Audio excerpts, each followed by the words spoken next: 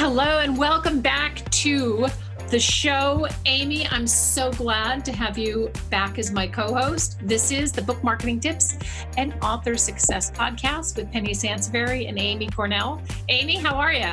Very good. Thank you so much. It's a beautiful day out, Got to look at all the positives, right? That's right. Same here. Of course, it's San Diego, so I guess we automatic. Sometimes I talk to authors on the phone in the middle of winter, and they're like, "Please don't tell me. I know you're in San Diego. I'm not going to even ask how your weather is." So that's hilarious and true. So we thought that we would break up the next 3 shows to focus on Goodreads, which is, I want to get really micro-focused on some of these shows because we did, the first 4 were somewhat broadly focused. I think we threw out a whole bunch of really great ideas, but now I think it's really time to get granular. And one of those granular pieces is Goodreads. Because it is such a big site. And I'm always surprised when I talk to authors on the phone and I say, "Hey, are you on Goodreads?" And some of them say, "I've never heard of it." And others say, "I am, but I don't really know what to do with it. I don't know if I'm using it right." And Goodreads has over 800 million global members owned by Amazon. And it just really, really is such a great place for authors to have a presence. I would consider it, Amy, I don't know if you agree, but I would actually call it one of the best social networking sites for authors and readers. Would you agree? Oh, I 100% agree. I know social media and social networking can get really complex and it can turn into a big time suck when you don't have a really, tight plan for what you're going to do, how much time you're going to spend, things like that. And so honestly, when authors are like, "Oh, I hate social media. Please don't tell me I have to be on social media." It's like, okay, then please be on Goodreads, if anything, Yeah. That is the one that you should be on if you really are anti-social media for any reason, or you just can't fit it in with everything else you have going on. Goodreads is the place to spend your time. And Goodreads also requires a lot less care and feeding than other social networking sites do. And we're going to go through that. So this first podcast, we're going to talk about optimizing your account. For many of you, that's going to be setting up your account. So we're going to go through some of the basics. And then in the next podcast, we're going to uncover connecting with groups and readers and other authors. And then in the final show, we're going to talk about giveaways. So we've divided it up in a way that I think makes the most sense. And Amy is going to lead all 3 of these shows for the most part, because she is our Goodreads pro. She does all of our optimizations. She works with authors on setting up their Goodreads and their giveaways. And she's really, and I'm not just saying that, Amy, because you're here on the show and you can hear this, but you really are such a pro at Goodreads, and you've uncovered some stuff that I didn't know about that has really, really helped our authors. So let's start with setting up an account. Where does an author get started with that? Yeah, if you don't have an account as a reader, just as a basic reader, get one of those. That's where you start. You should have a reader account. And then once you're in there, you can actually go and find your book, because again, Goodreads is owned by Amazon now, which has been, that transition was actually really fantastic because the systems are really linked. And so it's so much easier to find books, because previously it really relied on manual uploads from authors and users and the Goodreads librarians. It's so nice that so many books just automatically populate on the site now. If your book is really new, sometimes you have to add it manually if you want to do something right away. But otherwise, the systems are linked to the point where eventually your book just shows up there. So if you find your book, search for your book through the main search bar. Once you get there, you just click on your author name, and that'll actually prompt you to claim your author profile. And Goodreads will go ahead and approve you. It'll ask you a few questions, which is great. And then you'll get an email confirmation from them. Side note, sometimes those email confirmations get lost in spam. So I would just set a reminder to check a week later and try to log back in. And if you see the author dashboard as an option, on your profile, then you're good to go. Oh, okay. Because it used to be that you had to obviously always start as a reader, and then you had to have a librarian didn't you have to have a librarian add you as an author? Yeah, isn't that interesting? So now you get to submit yourself. You can still have a librarian do all of this for you if you want to, but I would like to encourage everyone to really take an active role in doing this yourself, because that's really what Goodreads is about. Getting in there and using it. So it's kind of like, nope, just get in the mindset that you can do this. You can figure it out. Goodreads, I will say, is one of the most user-friendly sites in regards to they've really set up their processes to walk you through every step to get things done. I think it's very user-friendly and intuitive, a lot more than people expect it to be, I would say. That's great. I love that they've made those changes, because it's taken it takes a lot less time now to get set up rather than waiting on a librarian, et cetera. So talk to me a little bit about the features. So what are the kinds of things that you can include that you should include in your profile as you're going through and optimizing it? Oh, yeah. Okay. So your bio, please make it fun, make it interesting, make it memorable. I would say, unless you have a really big brand behind your name, like if you have a business or something like that, then you can write in the third person. But especially if you're a new author, I think it's so much more personable to write it in the first person. Mm-hmm. So don't just simply copy and paste from your resume about who you are, unless that's really what your brand is about. Like, be interesting, be fun. You're introducing yourself to people that, honestly, if they need to like you. So think about that. Keep that in mind. Don't keep it so perfect and stuffy, like, be interesting, be fun. You definitely want to include your website if you have one. If you don't have a website, you can choose one of your top social media accounts that you're using. If you put it in, if you put the URL in your Goodreads bio, it will link for you. So just keep that in mind, because for some reason, Goodreads only has the option to include a Twitter profile as one of their official fields, but you can, the workaround for that is by including URLs in your bio, your author bio, and those will link. So if you include, your Instagram, Facebook, I would recommend at minimum including your custom Author Central link. There's ways to, if you don't know how to customize your Author Central link, we have a lot of resources on our blog, in our video program, or shoot us an email. It's really simple, but it gives you a really custom URL to use pretty much anywhere in your email signature, lots of places like that. So it's just that one step above.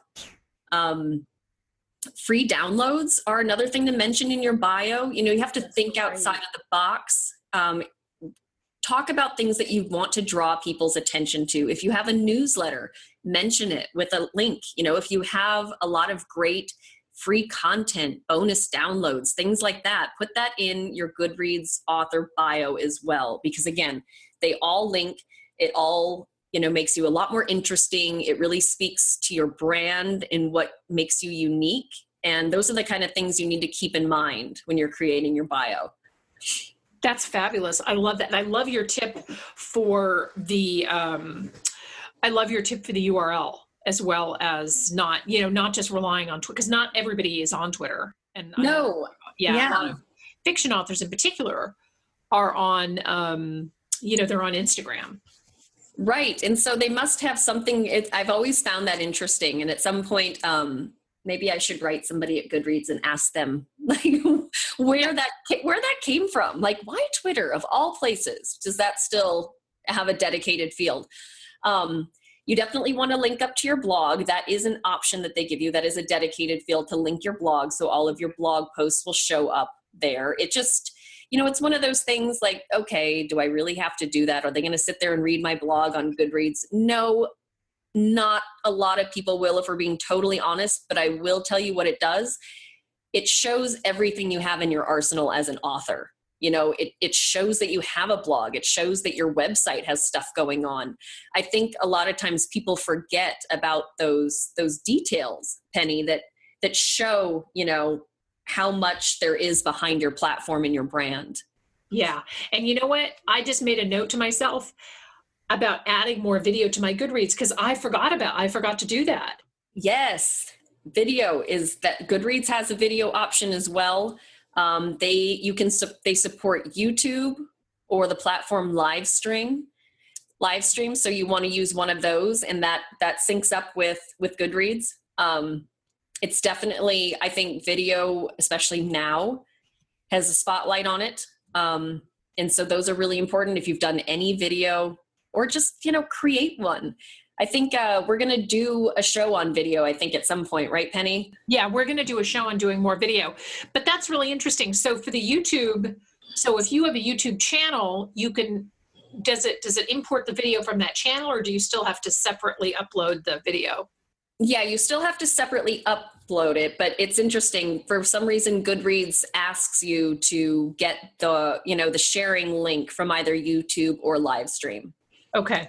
So That's those are fantastic. Yeah. So those are, but yeah, the trailers, if you have a book trailer, again, we're going to stay tuned. We will do an entire show on video. Yeah. But it's really not as scary as a lot of people think. So, just kind of shake off those fears. It can be super casual, but it's so personable.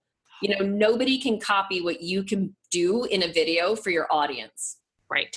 And I will tell you that my hand is raised right now because I am the first person to say, I really hate video. And Amy and I worked together long enough that she's heard me sort of sing that song about, oh my gosh, I'd really rather not do video. But we are going to do a separate show on video. You can have a lot of fun. You can do a lot of really, really great fun stuff with it, and it doesn't have to necessarily be, you don't have to be Steven Spielberg to make something that people will watch. The other thing that I wanted to mention too is that linking up your blog is great, but remember, don't link up anything on Goodreads that isn't being updated. So if you have abandoned social media accounts or a blog that you haven't, used in a while, don't link it up, don't show it. Because people will, you don't want to show something that you haven't updated, right? That's very true. That's a very good point. We've discussed that, I think, on previous shows, because it's really important, because I think a lot of authors, rightfully so, get caught up in showing that they're everywhere, because that's what, you know what I mean? They feel like I have to do that in order to be legit, but it's not really, that's definitely not the case. You only want to highlight things that make you look good, Yeah. So yeah, very good point. If you haven't updated your blog in a while, hold off on that, get a few posts updated, and then link it up. Yeah, absolutely. I absolutely agree. So what about bookshelves? So talk us through what you do with the bookshelves. Bookshelves are really fun, and bookshelves are very personal. I've seen some hilarious names for bookshelves. And oh, really? Yeah, I love it. And it's like, now that I say that, it's like, oh, you should have had way more examples at the ready. But it's true. I've seen a lot of thriller bookshelves that are specific to the type of crime, or, like thriller books with murder, and it's so funny because I'll be looking through here and I'll catch myself laughing out loud, reading what people name their bookshelves, because they like to keep their books really, specific to whatever they're in the mood for, which is absolutely brilliant. Oh my gosh, I love that. I know. And I think it also, for authors, it speaks to how involved and invested readers are on this platform. Yeah. Which is what should matter to you most. So use bookshelves as an extension of your personality is what I like to recommend. So create some shelves based on the things that you like, and start putting books in there that you've read, that you can rate them, give that author, a rating, and then put them in your shelf. And then also, shelve some books that you're interested in reading, or even interested in researching as part of some friendly market competition, But yeah, use the bookshelves option as an extension of your personality, because I promise those kind of details really stand out to readers, because they will check out your shelves. And if they're basic, you're going to seem basic. But if they're unique and different and entertaining, that is going to make you look really good. And I want to offer a challenge to some of our listeners. If you have an entertaining bookshelf, tag me in social media, whether it's at Book Gal on Twitter or The Real Book Gal on Instagram. Tag me on one of those two sites and let me know, because I'd love to take a look at your bookshelves. And I know Amy would love to take a look at your how creatively you have named you've titled yourselves. That's such a good idea. I know, isn't that fun? It is fun. And then everything that I read on my Kindle app also shows up on my bookshelf, right? Yes, exactly. And actually, I laugh now that you say that, because we remind our authors of that as well, that, if you're a really private person, keep that in mind. Oh, right. Which I think is great. And honestly, I think it's, honesty is the best policy, but it is kind of funny when you see somebody that writes in, a very specific genre, but perhaps they just have like a shameless, indulgent, completely not expected genre that they like to read in, and those start popping up. It's like, well, that's interesting. So it's like, you know what? Just go ahead and own it and name that shelf appropriately for that, Right. Well, all those guilty pleasure reads. Right. Another example of this is some years ago, we worked with an author who wrote a book about how to get over being a shoplifter. So oh my God. That's maybe an example of a book that you don't necessarily, it's like, wow, I didn't know that about this person. Isn't that funny? Oh, I love that. That's hilarious. Yeah. Okay. And then, so what else can we do with our profiles? Obviously you want to add your books. Sometimes they populate, sometimes they don't. Again, I don't, Goodreads has not shared their deepest inner workings with me. But definitely just go through and add your books. And like I said, this is where Goodreads really shines. It's very easy to do. There's a dedicated section on your profile where it shows your books. And, you just click on add a new book and they will walk you through it step by step. It's very easy, but make sure all your books are on there, or certainly all your books that you're proud of. Right. Good point. Maybe those really early releases that are duplicates or something like that. But actually it's a good reminder too, that, maybe you forget that you've got duplicate editions floating around on Amazon. So when you look up something on Goodreads, it's going to show you everything that's there. And maybe that'll be a good reminder to go in and clean some of that stuff up too. And you can also add quotes, right? Because you've encouraged me to do that on my Goodreads page. Oh yeah. I think quotes are really again, it's an extension of your personality. I think quotes, if you write in nonfiction especially, are really great. It shows people where your focus is, what you're good at, what you really shine, and then I think fiction ones, obviously quotes from characters are really fun. Like if you've got a really fun character that you're especially proud of, I think quoting your characters is really great too, because it also gives people a little taste of what that book is about, kind of like what the theme is, what the feeling is in that book. So that's a fun way to use that section as well. Oh, that's fabulous. Now, the other thing that is fun, and it's a little bit hard maybe to talk about this because we're not sharing your screen and all this other stuff like we do in our in the video, the Amazon Master Video class, but topics mentioning the author. Tell me what that is, because you walked me through that one time and I thought that was just fabulous. Oh yeah, isn't that interesting? So, and it's kind of, you have to scroll, it's towards the bottom. But your Goodreads profile as an author, your author dashboard profile, will show you where you have popped up in conversations on Goodreads.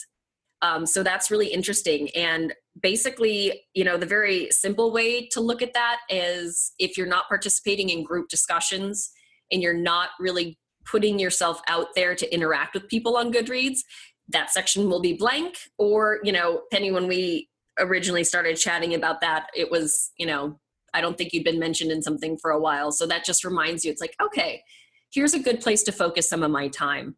So that is a great section to kind of, I think, encourage you to stay active in your groups and things like that. So you start popping up and you can see like, oh, look, like give yourself a pat on the back if you've been mentioned recently, because that means you're doing what you're supposed to be doing on Goodreads. That's fabulous. And this is actually a great lead into the next show. Amy, can you tease what we're going to talk about in the next show? Yes, we're going to talk about groups. Groups are, it's definitely one of those things where it's like, oh, this is next level. It's one thing to go in and customize your profile and make it look really great, which is the first step. So you have to do that. But the next level of using Goodreads, where you really start networking and getting to know readers, is using the groups. That's fabulous. I'm so looking forward to that. So we're going to do that in the next show, and then we'll talk in the next show about what we're going to do in the third show. Amy, thank you again so much for joining me on this podcast. And thank you all so much for listening. This is Penny Sansevieri and Amy Cornell, and we are so pleased to offer this. Hopefully it's helpful, and we'd love a review. Leave a review. Now that we're on iTunes, please do leave us a review, and also let us know what you think. Thanks for tuning in. Bye-bye.